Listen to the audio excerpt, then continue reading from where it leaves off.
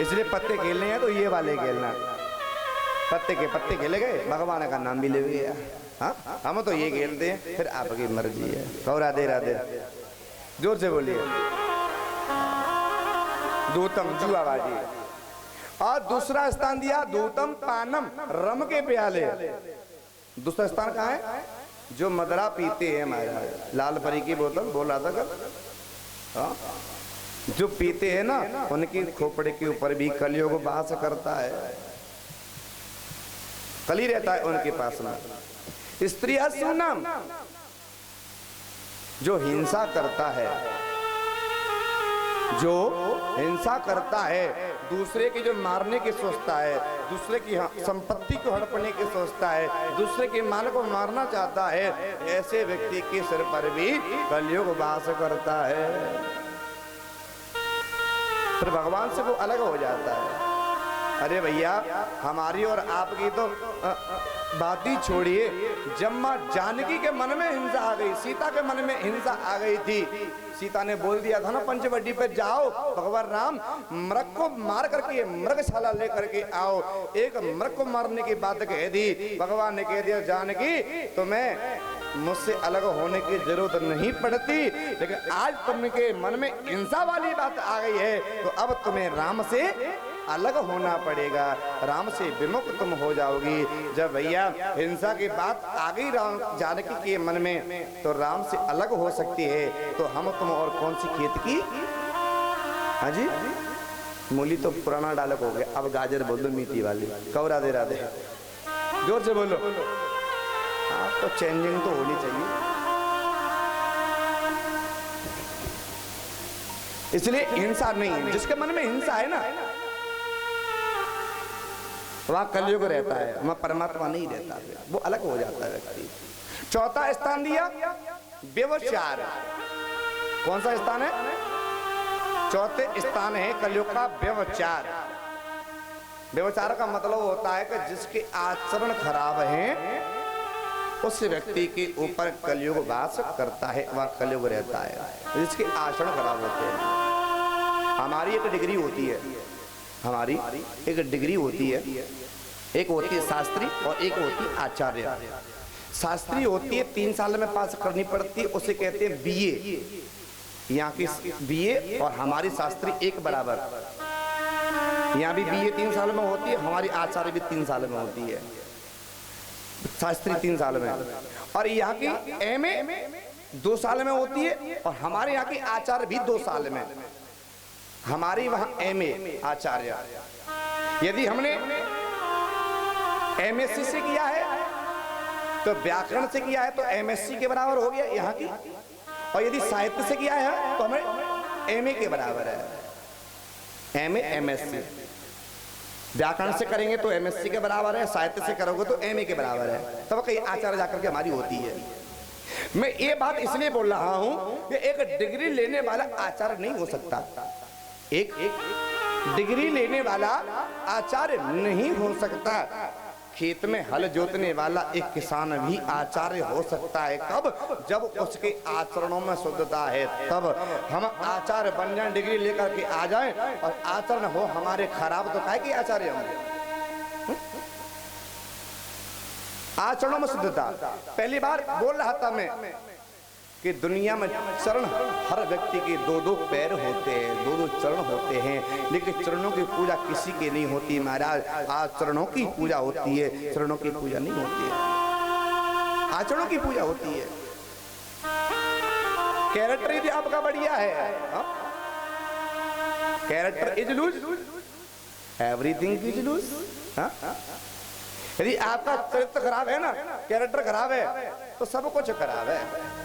आया भी तो है पढ़ाई में, if wealth is lost, nothing is lost, something is lost, everything is lost। धन गया कुछ नहीं गया, संपत्ति गई कुछ नहीं गया, पत्नी गई कुछ नहीं गया, माँ बाप गए कुछ नहीं गया, खजाना गया कुछ नहीं गया, घर गया कुछ भी नहीं गया, कुछ ना रहे तो भी कुछ भी नहीं गया, लेकिन character is loose, everything is loose.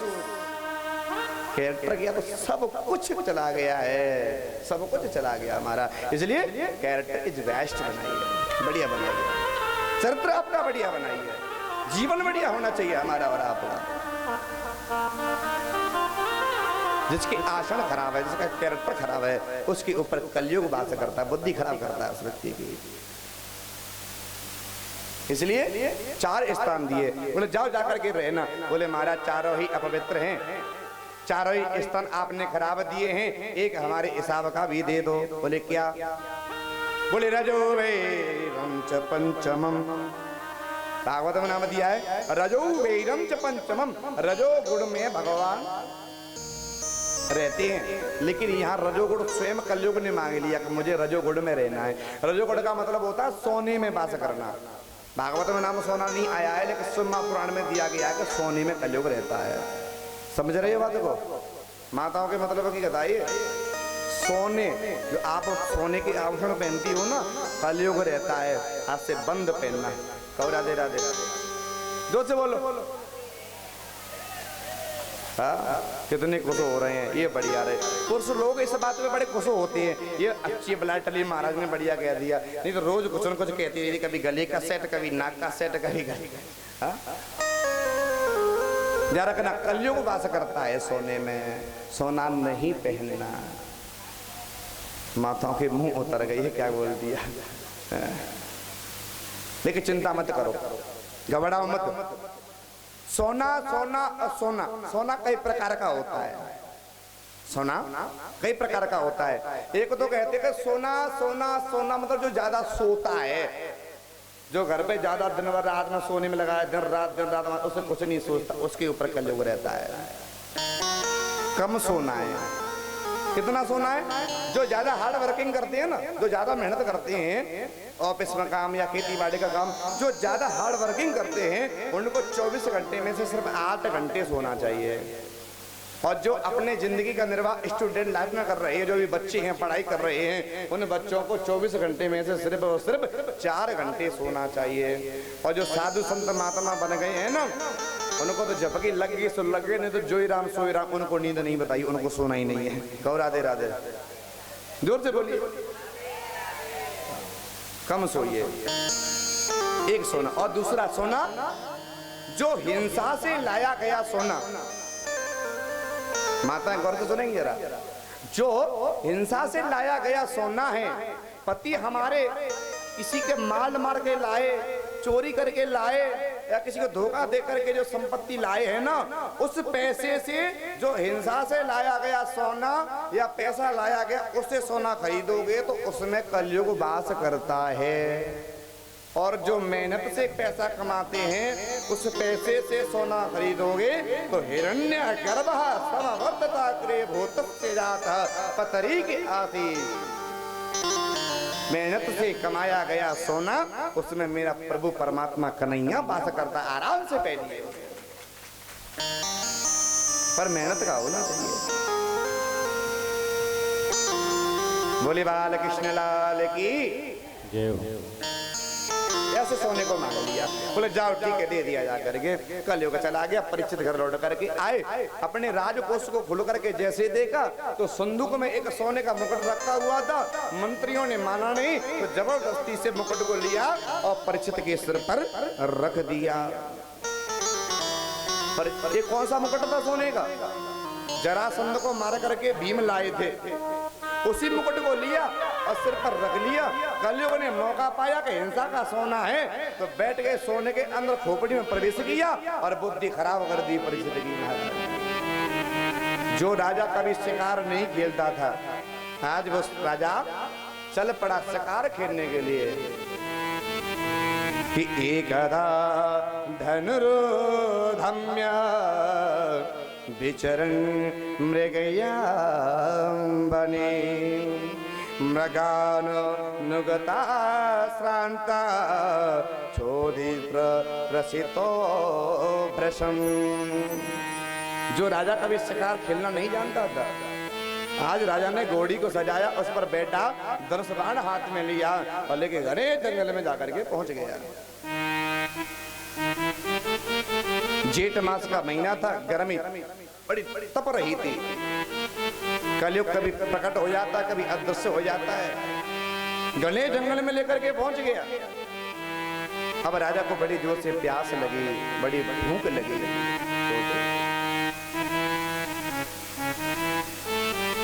बड़ी प्यास लगी, बड़ी जोर से भूख लगी। क्या करें? दूर बहुत आ गए नगर से, तो देखा पास में एक कुटिया बनी हुई है समीक ऋषि की। कुटिया के पास पहुंचे परीक्षित जी महाराज, लेकिन महात्मा जी तो समाधि में लीन थे। परीक्षित ने कह दिया, महाराज महात्मन, मैं यशस्वी सम्राट चल करके तुम्हारे नगर में आया हुआ है, जल पान करा दो, प्यास लगी है बड़ी जोर से। लेकिन महात्मा सुन नहीं पाए। फिर कहा, अरे महात्मा जल पिलाओ, हम राजा परीक्षित हैं। लेकिन समाधि में थे, महात्मा बोले नहीं कुछ भी। क्रोध आया परीक्षित को।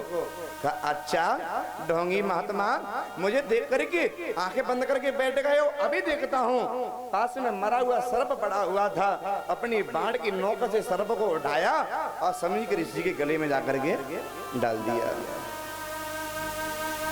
राजा चला गया वहां से। लेकिन इनके पुत्र हैं श्रृंगी ऋषि, कौशिकी नदी पर संध्या बंदन कर रहे थे।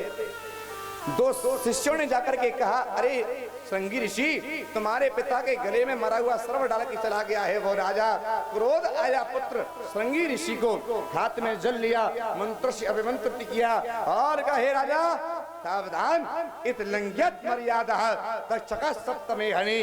राजा तूने तो मेरे पिता के गले में मरा हुआ सर्प डाला है, लेकिन मैं तुझे श्राप देता हूँ, आज से ठीक 7वें दिन तेरा दंशन एक तक्षक सर्प जिंदा करेगा और तुझे मौत प्राप्त होगी, मृत्यु प्राप्त होगी। श्राप दे दिया। श्राप किसको लगा भैया? हाँ जी, किसको श्राप लगाया? परीक्षित को? नहीं, यही तो बदलाव है कथा में। परीक्षित को श्राप नहीं मिला है, ये श्राप आपको और मुझको लगा है। परिचित है जीवात्मा, परिचित है जीव, हम और आप लोग परिचित हैं। परिचित को 7 दिन में मरने का श्राप लगा हुआ है। तक्षक जिंदा है, सांप जिंदा है, लेकिन श्रृंगी ऋषि महात्मा बैठे हैं, उनके गले में भी सर्प पड़ा हुआ है। सर्प होता है काल का प्रतीक। क्या होता है? सर्प काल का प्रतीक होता है। फर्क इतना होता है कि परिचित के जीवन में जो सर्प है वो जिंदा है और ऋषि के गले में जो पड़ा है वो मरा हुआ सर्प पड़ा है। कथा की असलियत ये है महाराज कि जीव के जीवात्मा जो घर गृहस्थी के जीवात्मा है, उनके जीवन में अभी काल जिंदा है और संत महात्मा भजन तपस्या के द्वारा काल को भी मार देते हैं। अभी हमारे तुम्हारे जीवन में काल जिंदा है, सबको 7 दिन में मरने का श्राप भी लगा हुआ है। आत्मा दिन किसी के पास नहीं है। कौन कौन से दिन है?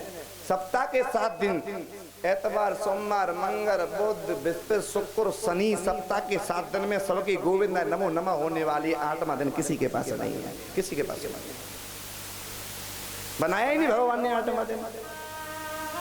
हाँ, संडे टू सैटरडे, 8वां तो दिन है ही नहीं।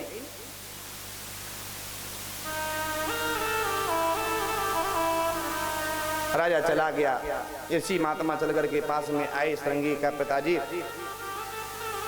आपके गले में राजा आए थे, सर्प डाल के चले गए तो मैंने उनको श्राप दे दिया है। श्रृंगी ऋषि को बड़ा बुरा लगा। बेटा, अरे राजा बहुत बढ़िया था, सेवा करता था, तुमने गलत काम कर दिया, तुम्हें ऐसा नहीं करना चाहिए था। दूतों को भेजा, राजा को समझा दो, कोई उपाय खोज ले, 7 दिन में उनकी मृत्यु होनी है। 2 गढ़ गए, जाते ही राजा बैठे हुए थे सिंहासन पर, जाते ही कह दिया, महाराज आपको श्राप लगा है श्रृंगी ऋषि का, 7 दिन में तुम्हें तक्षक डसने के लिए आएगा, तुम्हारी मौत निश्चित है, उपाय अपना खोज लो। कहने वाले को देर लगी महाराज। परीक्षित ने स्वयं अपने वस्त्रों को उतार करके अपने बेटा बड़े जनमेजय को गद्दी पर बैठाला और उसी समय राज खजाने परिवार सबको छोड़ करके परीक्षित चल पड़ा वन की यात्रा के लिए, वन के लिए चल पड़ा। शुक्रताल में पहुंच करके एक बट वृक्ष के नीचे बैठ करके शांति से आस लगा करके बैठ गए कि मेरी मृत्यु तो निश्चित है, कोई उपाय खोजते हैं।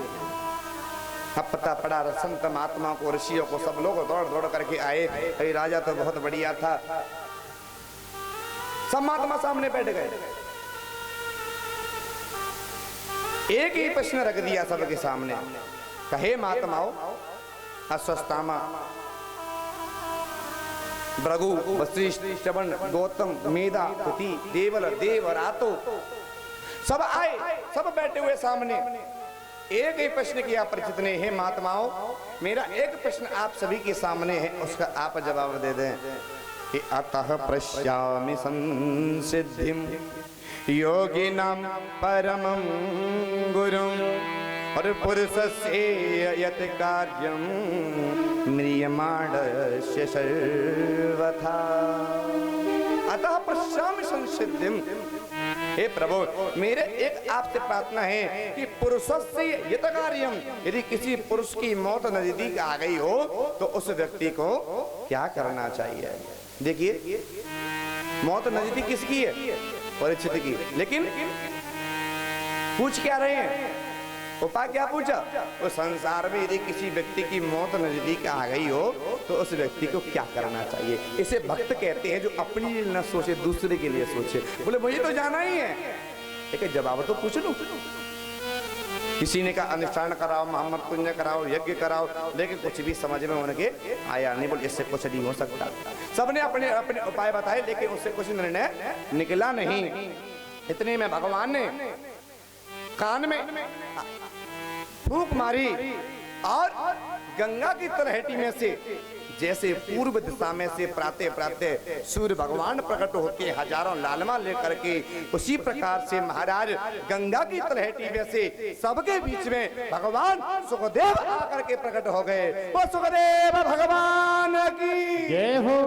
सुखदेव भगवान आकर के प्रकट हो गए।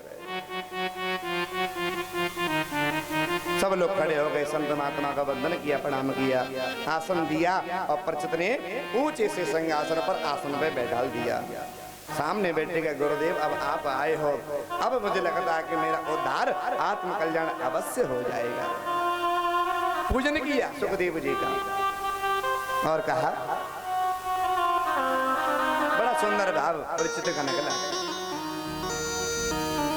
सारे तीर्थ धाम आपके चरणों में, हे गुरुदेव प्रणाम आपके चरणों में। ओ सारे तीर्थ धाम आपके चरणों में, चरणों में, हे गुरुदेव प्रणाम आपके चरणों में। ओ सारे तीर्थ धाम आपके चरणों में, चरणों में, हे गुरुदेव प्रणाम आपके चरणों में। ओ सारे तीर्थ धाम आपके चरणों में, चरणों में, हे गुरुदेव प्रणाम आपके चरणों में। जय हो। सभी ताली की सेवा करिए। गुरुदेव भगवान की जय हो।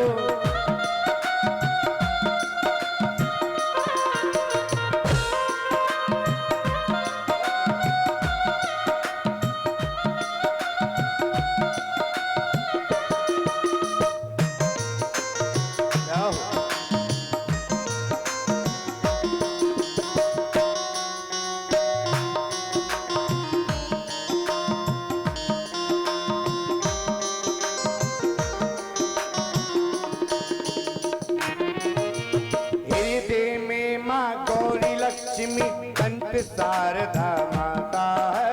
वो कंठ शारदा माता है, हाँ कंठ शारदा माता है। हृदय में माँ गौरी लक्ष्मी कंठ शारदा माता है। वो कंठ शारदा माता है, हाँ कंठ शारदा माता है। वो जो भी मुख से वचन कहे वो वचन सिद्ध हो जाता है। वो वचन सिद्ध हो जाता है, वो वचन सिद्ध हो जाता है, वो वचन सिद्ध हो जाता है। हे गुरु ब्रह्मा हे गुरु विष्णु, हे गुरु ब्रह्मा हे गुरु विष्णु, हे शंकर भगवान आपके चरणों में, चरणों में। हे गुरुदेव प्रणाम आपके चरणों में। ओ सारे तीर्थ धाम आपके चरणों में, चरणों में। हे गुरुदेव प्रणाम आपके चरणों में। ओ सारे तीरथ धाम आपके चरणों में, चरणों में। हे गुरुदेव प्रणाम आपके चरणों में। जय हो।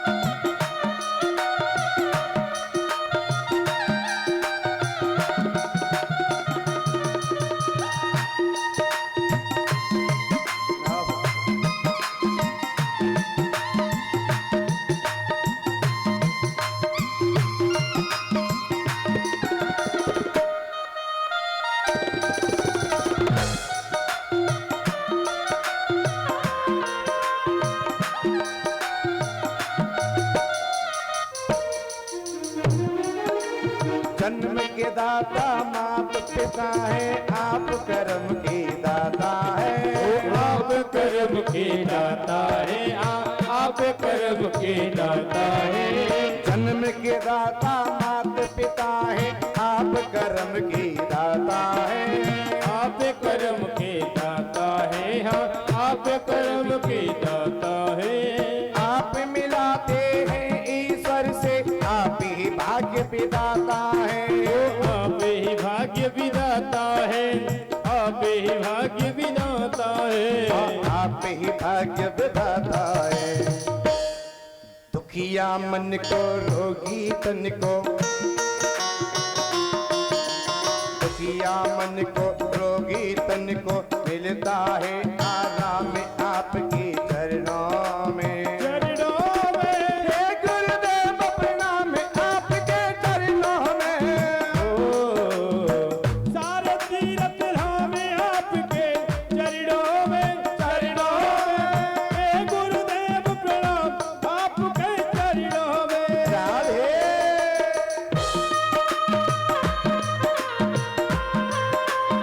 सभी मस्ती के साथ में ताली की सेवा करते हैं।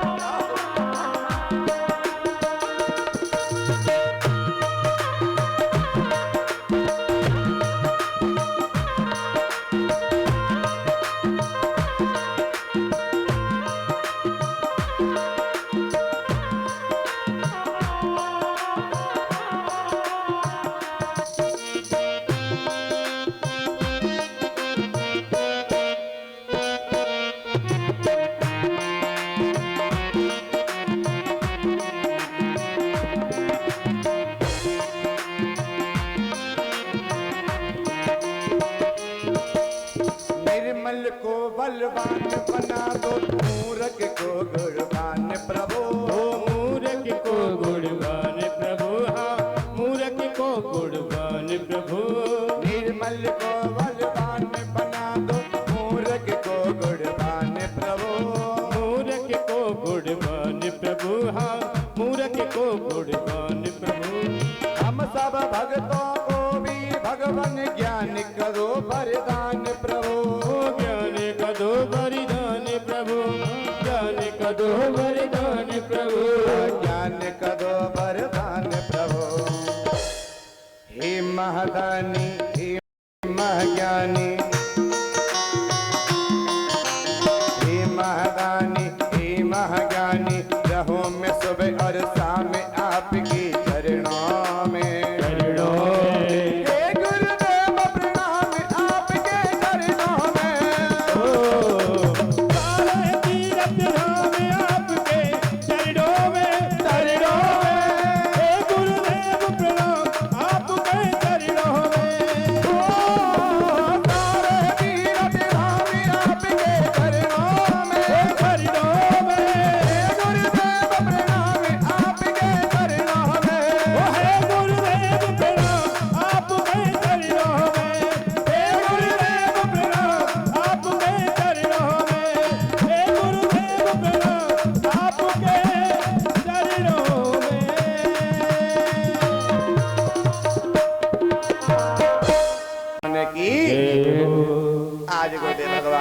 बड़ी सुंदर स्तुति करी और सुखदेव जी के सामने एक ही प्रश्न रख दिया, वही कि गुरुदेव बस एक प्रश्न है। अतः पश्यामि संसिद्धिं योगिनां परमं गुरुं पुरुषस्येह यत् कार्यं म्रियमाणस्य सर्वथा। एक ही प्रश्न पूछा कि किसी व्यक्ति की यदि मौत नजदीक आ गई हो तो उस व्यक्ति को क्या करना चाहिए। बड़ा ही सुंदर प्रश्न पूछा। अब आइए श्रीमद् भागवत के दूसरे स्कंद में प्रवेश करते हैं। दूसरे स्कंद के पहले अध्याय के पहले श्लोक से और सुखदेव भगवान की वाणी खुल रही है। अब यहाँ से सुखदेव भगवान परीक्षित को कथा सुनाएंगे। सीधा बोल दिया, सुख नाम संबोधन किया, सुख वाचः। सुखदेव बोल रहे हैं, का राजा बरीयाने सते प्रश्न क्रतो लोकहितो नृपः आत्म विषमता पुंसा श्रोतव्या दिश्या परः। क्या बोल दिया? बरीय आने से, बरीय मोल्ले बोलते हैं बरीय धन आने से। बोले राजा तुम्हारा इस समय जो प्रश्न है ना वो अति श्रेष्ठ है। क्यों? बोले कृतो लोक हितो नृप आत्मीसा ब्रह्म संवरा। तो राजा तुम्हारा जो प्रश्न है ना वो लोक कल्याण के लिए, कृतो लोक हितो नृप, लोक हित के लिए आपने प्रश्न पूछा है कि सबका कल्याण कैसे होगा। राजा तुम घबराओ मत, चिंता मत करो, मुझे पता है कि तुम्हें 7 दिन में मरने का श्राप लगा है। कहीं तुम घबरा रहे हो बैठे बैठे, घबराना मत। राजा तुम्हारे पास तो 7 दिन और 7 रात्रि है। मैं तुम्हें एक दृष्टांत सुनाता हूँ। एक राजा हुए जिनका नाम है एक खटवांगो नाम राजर्षि ज्ञातत्वान् मिमार्यसु। खटवांग नामक एक राजा हुए। उन्होंने तो भगवान को एक मुहूर्त में प्राप्त कर लिया, एक मुहूर्त, और तुमको तो 7 दिन और 7 रात्रि मिले हैं। घबराना मत राजा, भगवान की प्राप्ति तुम्हें अवश्य होगी, तुम चिंता मत करना। मन लगा करके बैठ जाओ और हमारी कथा को सुनो जो हम सुनाने वाले हैं। मन लगा के सुनोगे तो भगवान की कृपा आपके ऊपर होगी और भगवत प्राप्ति आपको होगी। मन को लगा के और सुनिए। परीक्षित ने कहा गुरुदेव कथा बाद में सुनाना, कथा लीला बाद में सुनाना, पहले ये जो मन है ना इसके बारे में आप बात कर रहे हो कि मन को लगा के सुनिए। मन ही तो बस में नहीं होता है। यदि मन बस में होता तो आज यहाँ मुझे आने की जरूरत ही नहीं पड़ती। पहले उपाय बता दो कि मन बस में कैसे होगा, कथा बाद में सुनाना। तो अब महाराज परीक्षित को सुखदेव भगवान 4 उपाय बता रहे हैं, 4 टैबलेट दे रहे हैं, 4 दवाई दे रहे हैं। माता जरा गौर से सुनना। 4 टैबलेट दिए मन को बस में करने के लिए। माताओं का मन ज्यादा उछल कूद करता है। हाँ 4 दवाइयाँ 4 टैबलेट, इनमें से खा लेना, मन गड़बड़ नहीं करेगा। और लेके जाना, जो पड़ोसन आज नहीं आई हो आपके जाके दे देना। बोले बहन तेरा मन गड़बड़ बहुत करता है, एक तू जा में से खाए ले। कहो राधे राधे, जोर से बोलिए। 4 टैबलेट है, कौन सी है? कि जितासनो जित श्वासो जित संगो जितेंद्रिय। 4 स्थान दिए, 4 टैबलेट। इनको ले लो जीवन में तो शायद हो सकता है कि मन गड़बड़ नहीं करेगा, भस्म हो जाएगा। पहला है जितासनो। क्या नाम है? पहली दवाई का नाम है जितासनो। आसन को जीतना है। भजन और भोजन 2 चीजों से होती है। भोजन करने बैठो तो आसन लगा करके बैठो। वैसे तो 84 प्रकार का। माता बड़ी होशियार है, पहली सावधान हो गई है। कहो राधे राधे, जोर से बोलिए। वैसे भी मैं बोलने वाला था अभी, पर समझदार है। आसन, भजन और भोजन, दो काम ऐसे हैं जो बिना आसन के नहीं होते हैं। पालती मार के वैसे तो 84 प्रकार के आसन हुए हैं, वक्पकासन, वज्रासन, मयूरासन, पद्मासन, लेकिन सबसे बड़ा आसन होता है कि जिसमें आप बड़े आराम से बैठ सकें। पालती मार के आप बैठे हो, इसका नाम है सुखासन। क्या नाम है इसका? सुखासन। इसमें आप सुख से बैठ सकते हो। आसन में कैसे रह जाता है? आसन में पालती मार के बैठी और रीढ़ की हड्डी एकदम सीधी होनी चाहिए। आप देख रहे हो 12 बजे से बैठा हूँ ऐसे करके, हो सकता है कितना बजे पता नहीं। आसन, पालती मार के रीढ़ की हड्डी एकदम सीधे मस्ती में। सुखासन। और सबसे बढ़िया एक आसन मेरी तरफ से और है, 85वां आसन। वैसे 84 होती है, 85वां आसन मेरी तरफ से अच्छा लगे तो अपने पास में रख लेना, और ना अच्छा लगे तो मुझे मेरा वापस कर देना, कहीं जाके अंत सुना दूंगा। कौन सा आसन है? बोले आसन। क्या है? आसन। दुनिया के किसी भी व्यक्ति से किसी भी प्रकार की कोई आस न हो, वो सबसे बड़ा आसन है मेरी नजर में।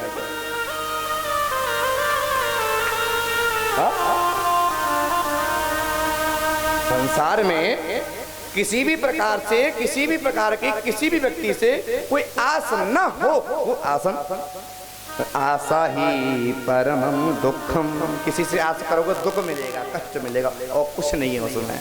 आशा ही परमम दुखम, निराशा ही परमम सुखम। कोई आस नहीं होगी ना किसी प्रकार की भी, तो लोग अपने आप आएंगे हमारे, भैया कुछ काम कराना हो तो बताओ। कोई नहीं कोई काम नहीं, हमारा तो हो गया। कोई नहीं कुछ हो तो बता दो, लोग आएंगे। लेकिन जब तुम जाओगे, भैया कुछ काम है, बोले अभी टाइम नहीं है भैया, बाद में आ जाइए, तो लोग नहीं आएंगे काम हमारे। तो आशा ही परमम दुखम, निराशा ही परमम सुखम। इसलिए आस ना हो, ये अच्छा लगे तो रख लेना, नहीं वापस मुझे कर देना। कहो राधे राधे, जोर से बोलिए, और जोर से राधे राधे।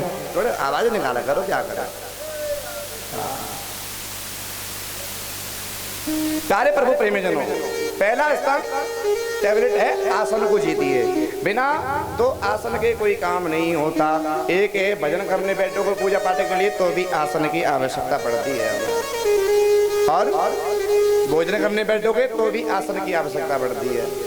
ये नहीं है कि बड़ा चारपाई पर बैठे बैठे खड़े खड़े जूता चप्पल पहन के यूं लगे हुए महाराज लगा। भूतों का भोजन हो गया आजकल, तो भूतों का भोजन। सबके सब शंकर के बराती बन गए हैं महाराज। हाँ पर जी सबके सब शंकर के बराती, सब भूत हो गए हैं। जब शंकर भगवान की बरात गई थी ना, तो सबसे आगे जा रहे थे विष्णु, ब्रह्मा, इंद्र।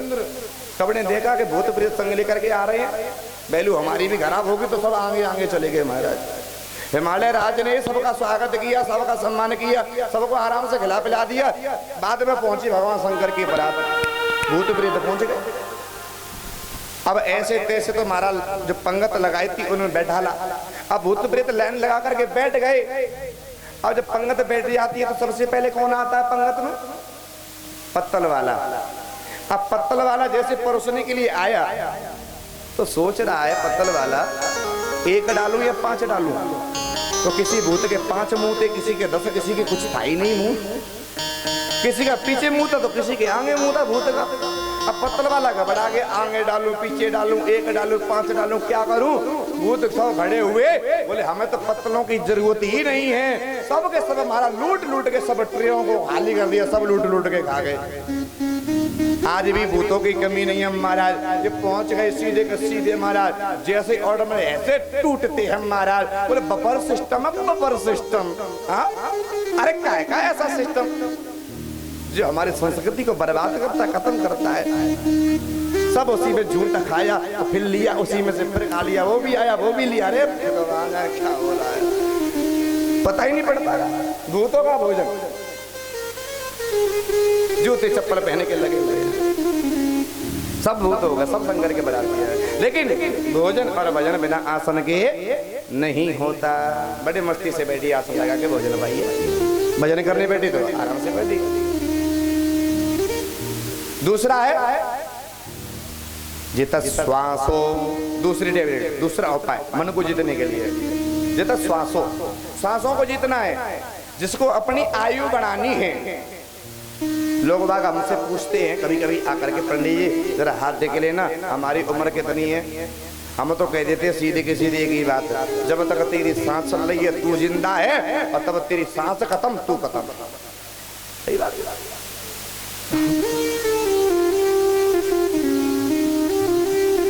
भाई अपनी उम्र बढ़ानी है। आपने सुना होगा कि पहले जो संत महात्मा की आयु हुआ करती थी ना, हजारों हजारों साल के महात्मा हुआ करते थे पहले सतयुग में। क्यों? वो अपनी सांस को जीत लेते थे। सांस तो गिनती की मिलती है, सब पढ़े लिखे लोग बैठे हैं। आपको पता है एक दिन में सांस कितनी मिलती है? काउंटिंग के हिसाब से मिलती है कि इतने में हम एक दिन में व्यक्ति सांस ले लेता है।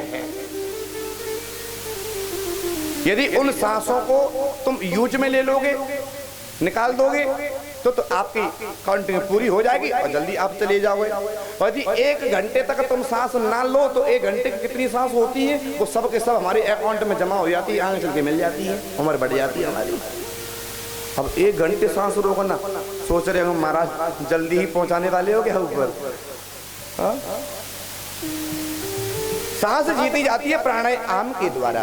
प्राणायाम कैसे होता है? कुंभक, पूरक और रेचक प्राणायाम। एक अंगूठे के द्वारा इस नाक को बंद किया जाता है, इस नाक से सांस जोर से खींची जाती है, पेट भर लिया जाता है सांस खींच के। रामदेव बाबा का नहीं करा रहा होगा, समझ मत बैठना।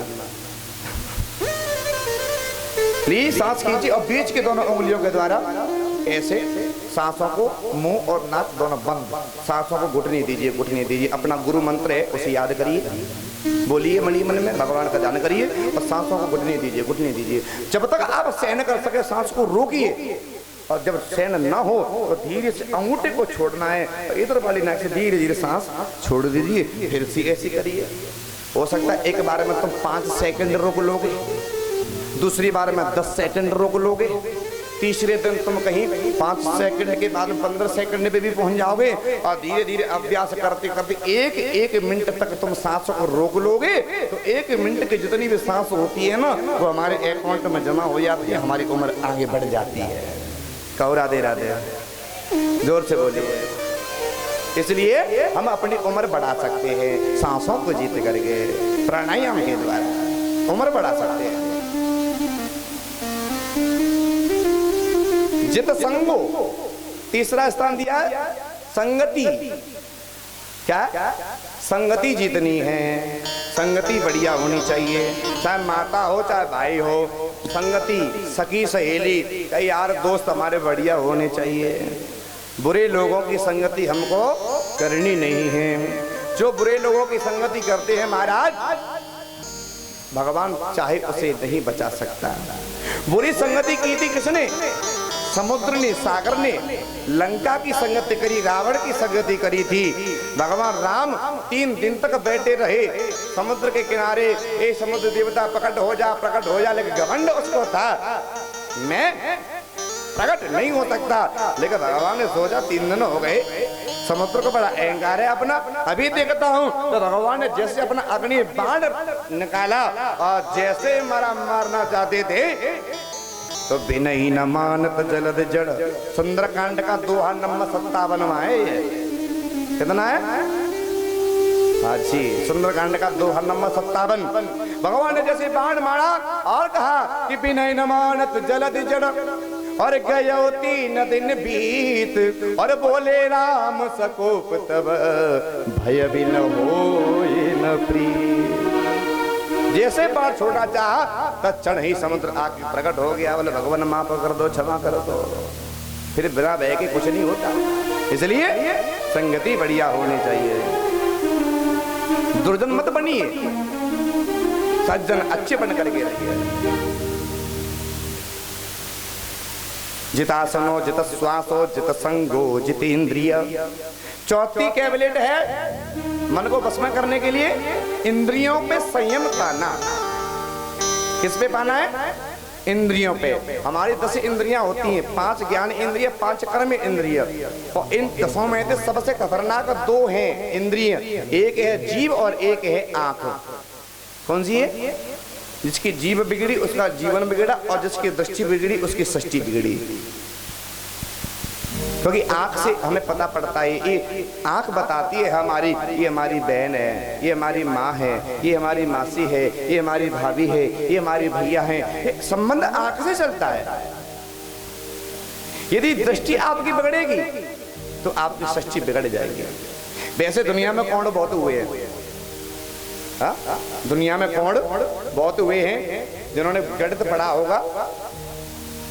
पहले गणित चलता था, रेखा गणित चलता था।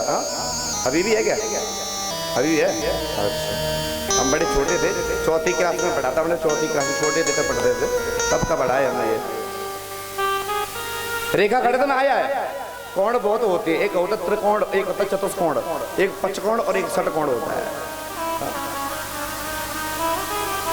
त्रिकोण, चतुष्कोण, पंचकोण और षटकोण।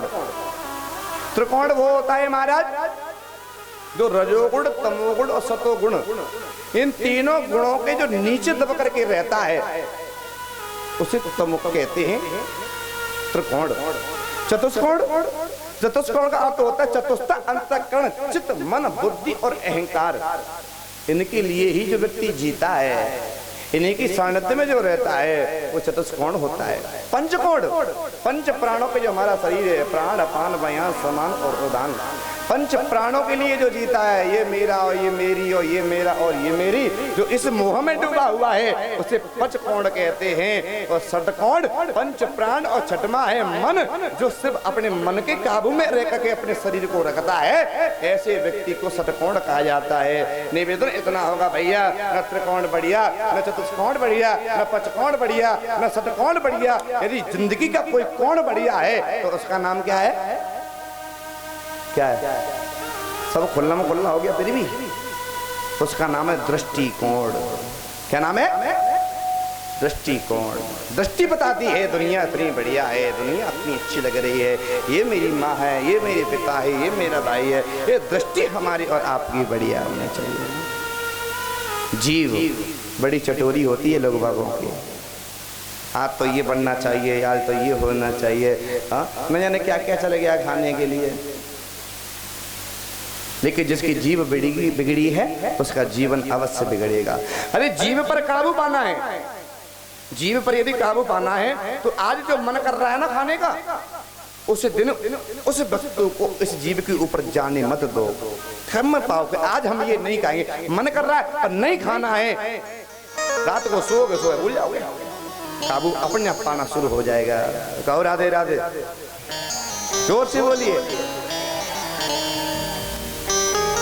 4 टैबलेट दिए, जितासनो, जित श्वासो, जित संगो, जितेंद्रिय।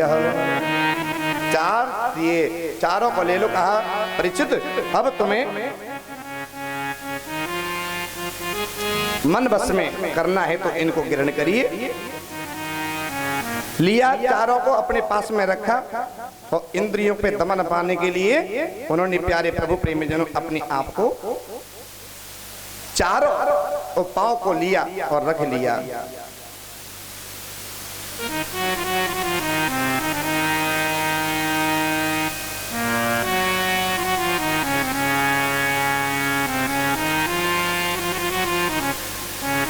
कर दो दूर प्रभु मेरे मन में अंधेरा है, कर दो दूर प्रभु मेरे मन में अंधेरा है, कर दो दूर प्रभु मेरे मन में अंधेरा है,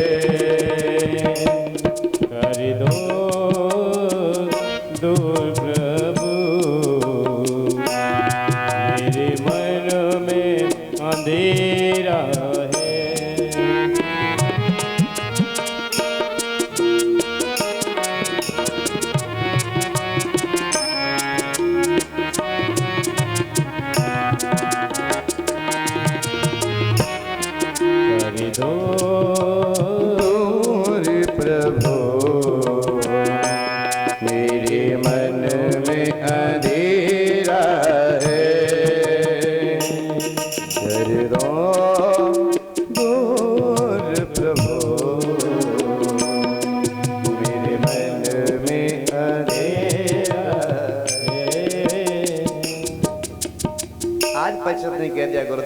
मन में थोड़ा शंका थी, थोड़ा अंधेरा था। प्रभु आपने उसको दूर किया, मेरे मन को काबू में करने के लिए आपने उपाय बताया। लेकिन प्रभु मैं अब आपसे प्रश्न पूछना चाहता हूँ कि आखिर सृष्टि बनी कैसे, सृष्टि का उपक्रम आगे कैसे हुआ, आप ये हमें बता दीजिए। बताया गया है प्यारे प्रभु प्रेमजनों, तीसरे स्कंद की शुरुआत में बड़ा ही सुंदर सा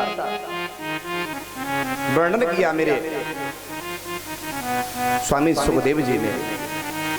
राजा यदा तो राजा स्वसुतान साधुन पुष्पन्य धर्मे न विनष्ट दृष्टि। यदा तो राजा, कौन सा राजा? धृतराष्ट्र गद्दी पर बैठे हुए हैं। विदुर जी ने कह दिया, अरे धृतराष्ट्र, तेरे पुत्रों ने जहर के लड्डू खिलाए उन पांडवों को, और तुझे चीनी के लड्डू खाने में नेक भी लाज नहीं आती, लज्जा नहीं आती? उन्हें पांडवों को जाकर के उनका राज्य क्यों नहीं दे देते हो? इतने में आया दुर्योधन ने कह दिया, विदुर खाते हमारी हो, बजाते उन दुश्मनों की हो, चले जाओ यहाँ से। तो उसी समय महाराज विदुर ने अपना मंत्री पद छोड़ दिया और वन में जाकर के कुटिया बना करके अपनी पत्नी के साथ में रहने लगे।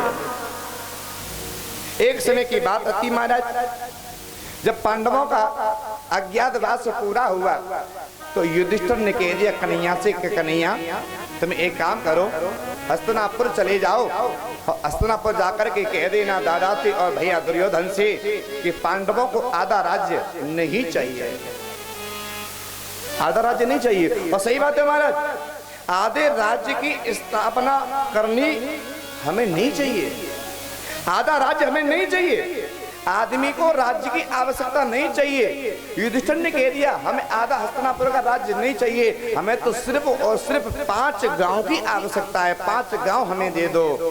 हर जीवात्मा को सिर्फ और सिर्फ इन 5 गांव की आवश्यकता होनी चाहिए, आधे हस्तिनापुर की आवश्यकता नहीं है।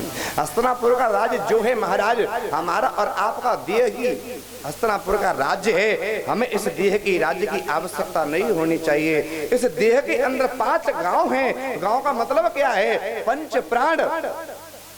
इन प्राणों के बिना इस देह की शोभा नहीं है, इस शहर की, इस नगर की शोभा नहीं है। तो हमें तो उन 5 प्राणों की आवश्यकता होनी चाहिए, इस राज्य की आवश्यकता नहीं होनी चाहिए। आज संतोष बोल रहा है इनके मन में, कौन की में? युधिष्ठिर जी महाराज के में। बोले हमें आज हस्तिनापुर का राज्य नहीं चाहिए, हमें तो सिर्फ 5 गांव चाहिए, वो आप हमें दिलवा दो। जीवन में संतोष का होना जरूरी है। किसका? संतोष को अपने पास में रखिए, शांति को अपने पास में रखिए। बिना संतोष के महाराज आप कोई काम ही नहीं कर सकते हो।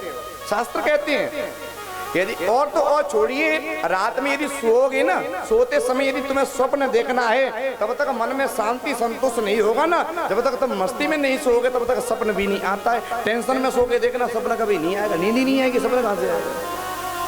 कहो राधे राधे, जोर से बोलिए। हाँ, रामायण में उत्तराखंड में लास्ट में चौपाई दी है तुलसी बाबा ने, उत्तराखंड के सबसे लास्ट में बड़ी सुंदर सी चौपाई दी है हमारे, और उसमें कहा है कि बिना संतोष के कुछ नहीं हो सकता। क्या होगा?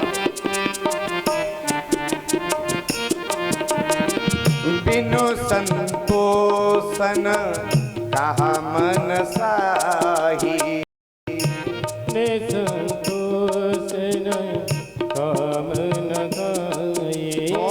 बिन संतोषन कामन साही, बिन संतोषन काम न गाये।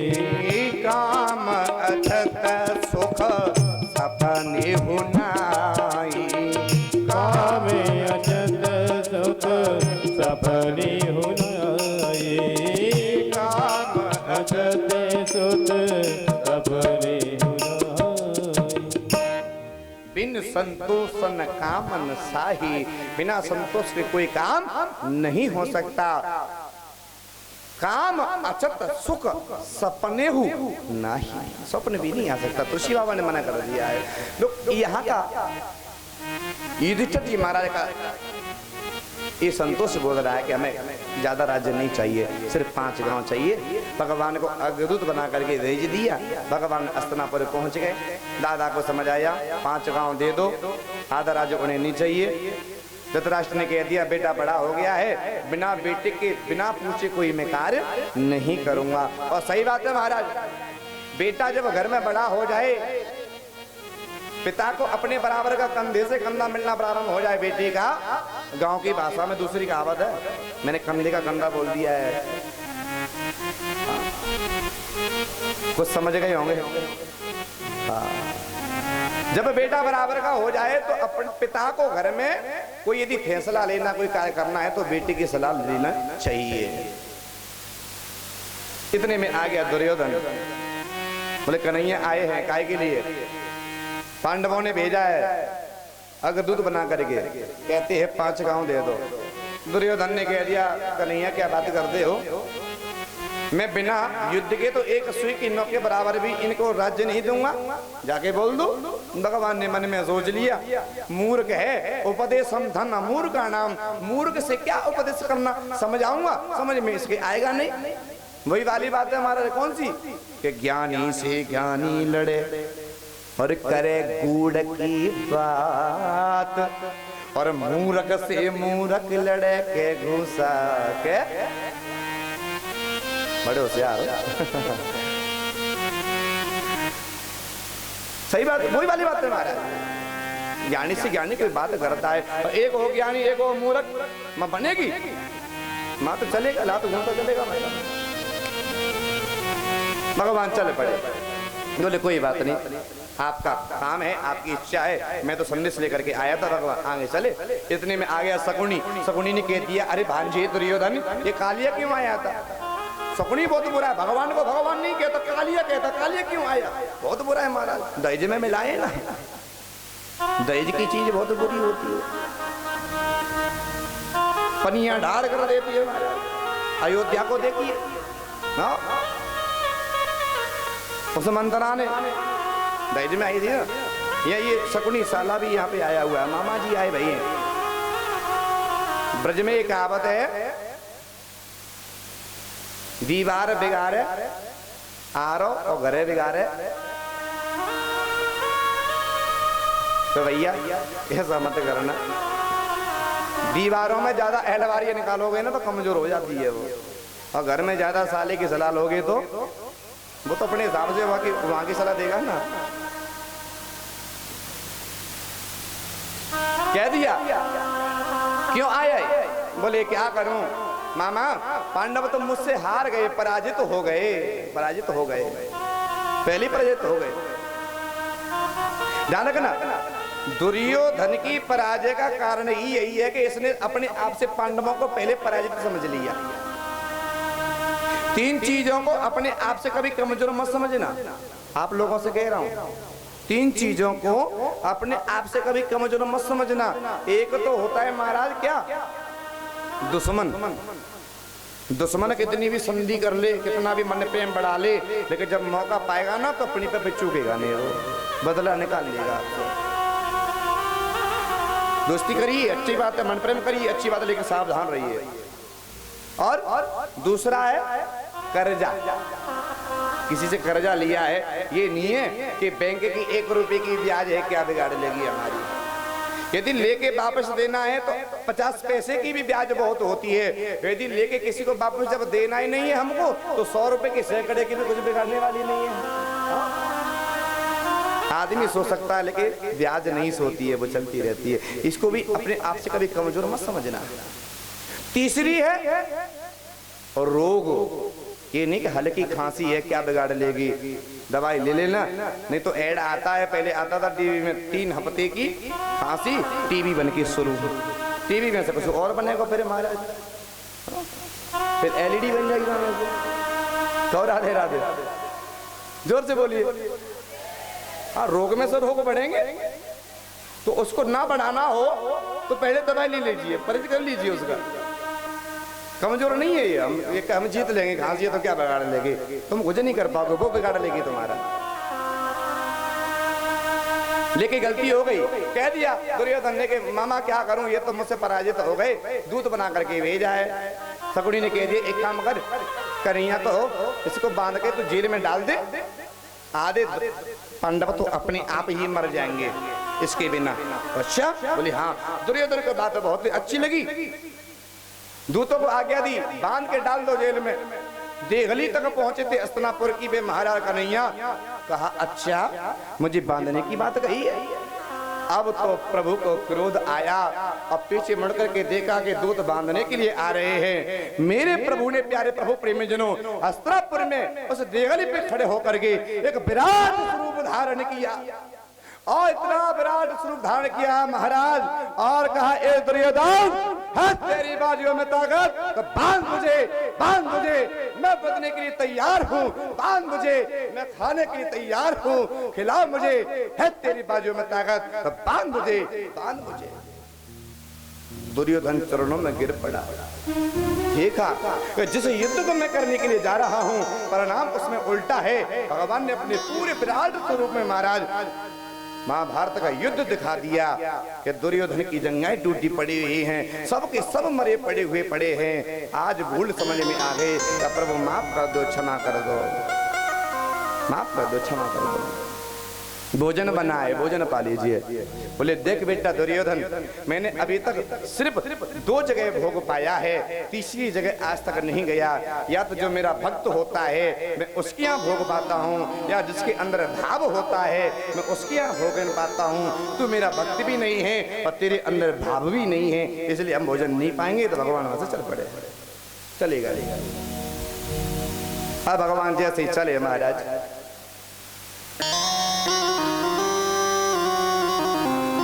भूख तो बड़ी जोर से पेट में लगी थी, चूहे उछल कूद कर रहे थे पेट में। बोले भूख तो बड़ी जोर से लगी है, कहो भगत ने भूख लगायो नए और जाने भूख लगायो है, बाको हमने स्वीकार करो नए। याद आ गई हो वन में तो मेरी माँ विदुरानी रहती है, चल पड़े भगवान। कपाट को जैसे बजाया, माँ दरवाजा खोलो, दरवाजा खोलो। मैया उस समय स्नान कर रही थी। विदुर जी महाराज गए थे बाजार, सुना था भगवान आएंगे।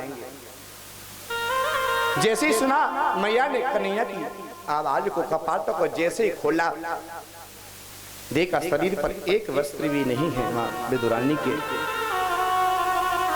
भगवान ने पीताम्बरी को लिया और शरीर पे जाकर के उड़ा दिया। लोग बाग इस कथा को कहते हैं, सुनते हैं, लेकिन ध्यान से सुनना चाहिए। भगवान की भक्तानी होकर के और निर्वस्त्र होकर स्नान कर रही हो, ऐसा कभी हो नहीं सकता। कथा की असलियत ये है महाराज कि भगवान की जो भक्तानी है वो भक्ति में जब गोता लगाती है तो मोह माया के आवरणों को, वस्त्रों को उतार के रख देती है, तब स्नान करती है। लेकिन उसी समय भगवान जब आ जाते हैं तो महाराज उन वस्त्रों को वो पहन नहीं पाई, उन मोह माया से दूर जब रही तो देखा भगवान ने इसके ऊपर कुछ भी नहीं है, तो मेरे प्रभु ने अपनी कृपा की पीताम्बरी जाकर के उड़ा दी विदुरानी के शरीर पर। भक्ति में गोता लगाओगे ना, स्नान करोगे ना, भगवान को बुलाना नहीं पड़ेगा, स्वतः भगवान आएंगे, कृपा करेंगे हमारे ऊपर। मैया ने भगवान को लिया, उंगली को पकड़ा, पूरे आंगन में नचा दिया। कहाँ बैठा लूं, कहाँ लिटाऊं, उल्टा पाटा डाल दिया। भगवान बैठ जाइए। इतनी भाव विभोर मां विदुरानी हो गई, समझ में नहीं आ रहा क्या करो। आपको किसी के घर जाइए, आपको देख करके कोई चारपाई या कुर्सी उल्टी डाल दे और कहेगा आप इस पे बैठ जाओ, आपको कैसा लगेगा? बुरा लगेगा ना। लेकिन भगवान को देखिए कितनी भाव विभोर हैं। देखा भी नहीं, उल्टा पाटा है और बैठ गए। कहा मैया भूख लगी है, कछु खाए के तय घर में हुई तो दे दे। आज विदुरानी रो पड़ी, आगे बैठी हुई है, आंख नम हो गई, झर पड़े आंसू। का भगवान आज खाने के लिए आए हो? का मां घर में कुछ तो होगा ना, जो कुछ भी होगा ना घर में बापू मैं आराम से पाल लूंगा, आप हमें दे दीजिए। रो पड़ी विदुरानी का प्रभु खोज डाला जहां तुम्हें मैं तब पता तेरा नहीं, अब पता तेरा लगा तो अब पता मेरा नहीं प्रभु, जब घर में खाने के लिए बहुत कुछ था तब आप चल करके नहीं आए, लेकिन आज घर में कुछ भी खिलाने के लिए नहीं है प्रभु, आप खाने के लिए आ गए, क्या खिलाऊं? बोले माँ कुछ तो घर में होगा, जो कछु होगा ना घर में मैं भाई को स्वीकार करूंगा, तो भाई को मुंह को ला के दे दे। आज मैं याद रो पड़ी का प्रभु घर में कुछ भी नहीं है, क्या खिलाने दूं मैं तुम्हें, कहां से ला के दूं, क्या खिलाऊं मैं तुम्हें? बोले मैया देख तो सही कछु घर में होगा। मैया खड़ी भाई, सब जगह देखा कुछ भी नहीं दिखाई दिया, देखा छीके पर बहुत पुराने कदली फल केले के फल रखे हुए हैं, लेकर के आए वो फल भी सूख गए, केले के काले पड़ गए छिलके, सामने आके बैठ गई, लेकर के पत्तल को डाला, वो भी उल्टी डाल दी, केले के छिलके को छीलती है मैया, इतनी भाव विभोर है, समझ नहीं पा रही, अश्रु प्रभावित हो रहे हैं आंखों से, नम है आके मां विदुरानी की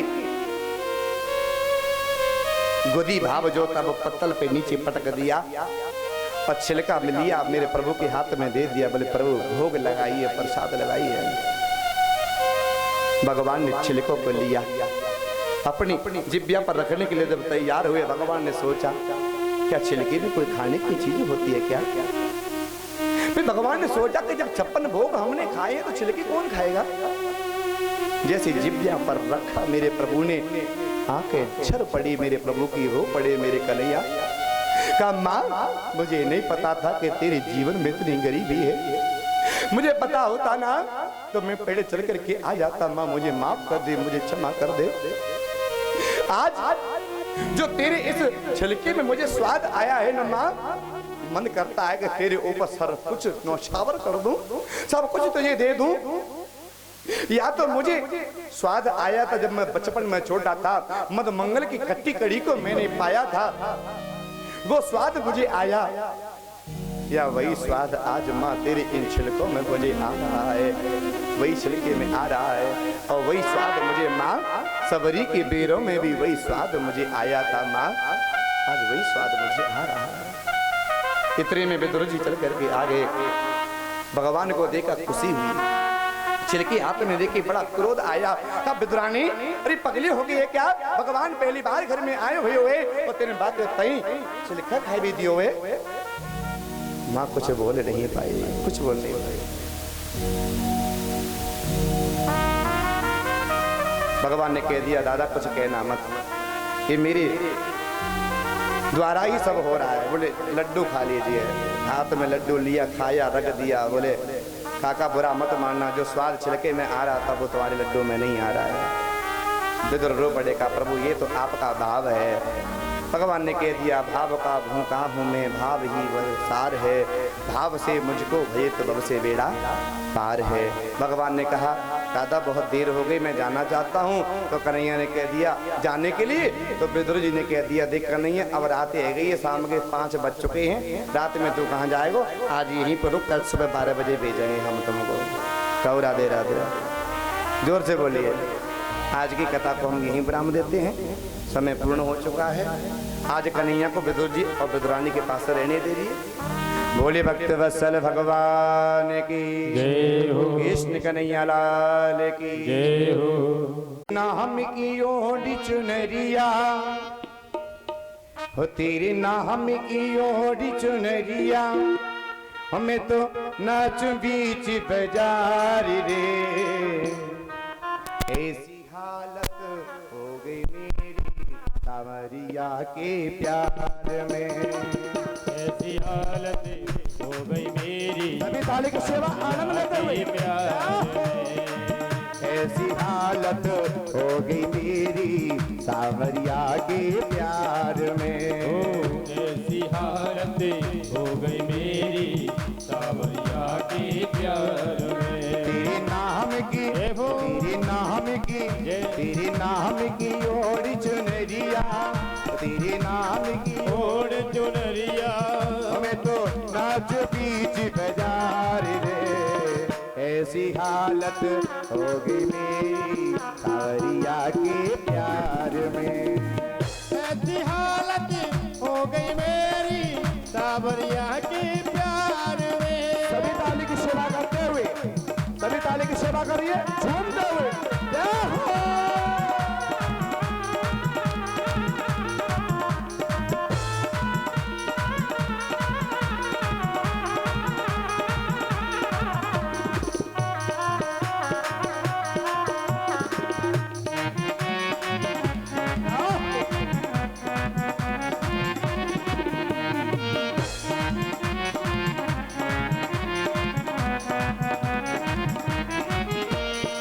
रंग बदलती इस दुनिया में कोई किसी का यार नहीं। ओ कोई किसी का यार नहीं, हाँ कोई किसी का यार नहीं।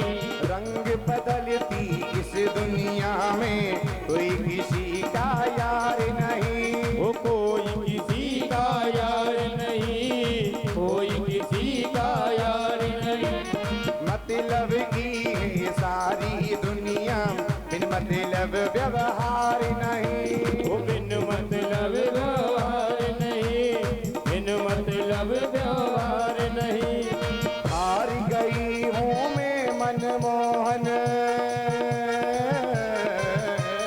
हार गई हूँ मैं मनमोहन, प्यार के इस व्यापार में।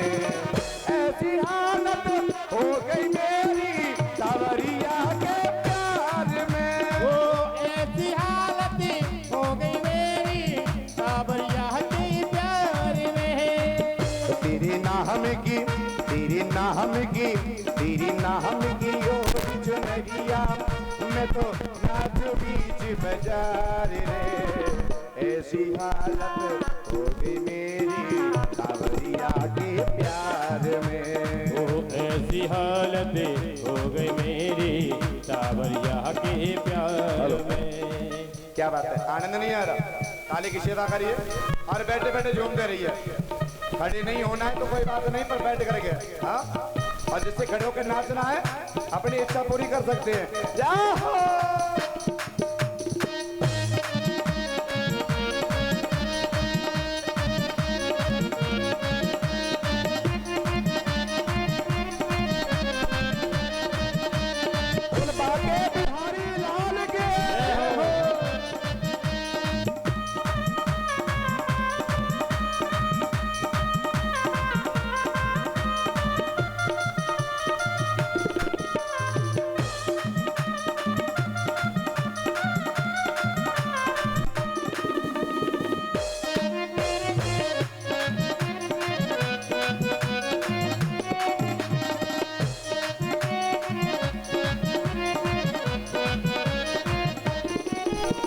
कभी तो कोई आग दिखाए, कोई गले लगाता है। आज कोई गले लगाता है, कोई गले लगाता है।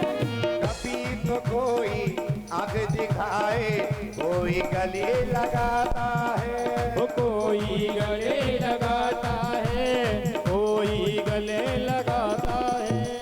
धूप छाँव पग पग पर मिलता, सुख दुख आता जाता है। वो सुख दुख आता जाता है, हाँ सुख दुख आता जाता है। जीत की मुझको खुशी नहीं है, जीत की मुझको खुशी नहीं है, दर्द नहीं है हार में। ऐसी हालत हो गई मेरी सावरिया के प्यार में। ऐसी हालत हो गई मेरी सावरिया के प्यार में। तेरी नाम की, तेरी नाम की, तेरी नाम की ओढ़ चुनरिया, तेरे नाम की ओढ़ चुनरिया, मैं तो नाच बीच बाजार रे। ऐसी हालत हो गई मेरी सावरिया के प्यार में। ऐसी हालत हो गई मेरी सावरिया के प्यार में। राधे ऊपर हाथ बांधो।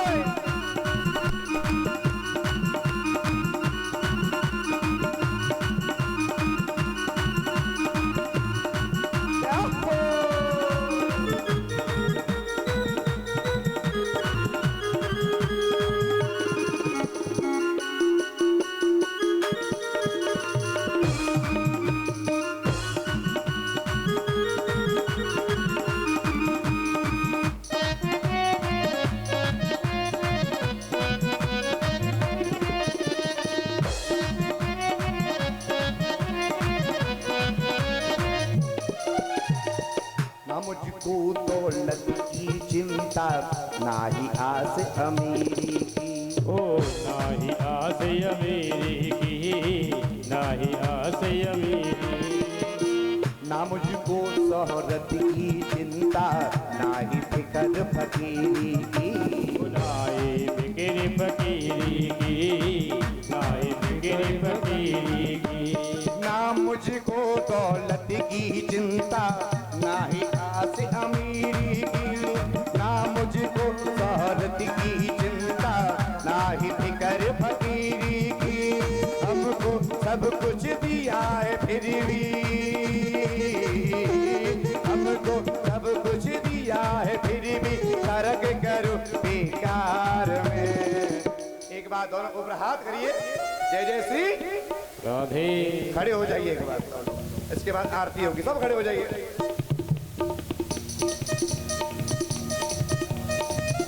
एक बार सभी झूमते हुए जय जय श्री। ऐसी हालत हो गई मेरी सावरिया के प्यार में, ओ ऐसी हालत हो गई मेरी सावरिया के प्यार में। तेरे नाम की, ओ तेरे नाम की, तेरे नाम की ओढ़ चुनरिया, तेरे नाम की ओढ़ चुनरिया। हमें तो नाच बीच बाजार रे। ऐसी हालत हो गई मेरी सावरिया के प्यार में, ओ ऐसी हालत हो गई मेरी सावरिया के प्यार में। ऐसी हालत हो गई मेरी सावरिया के प्यार में। ओ ऐसी हालत हो गई मेरी सावरिया के प्यार में।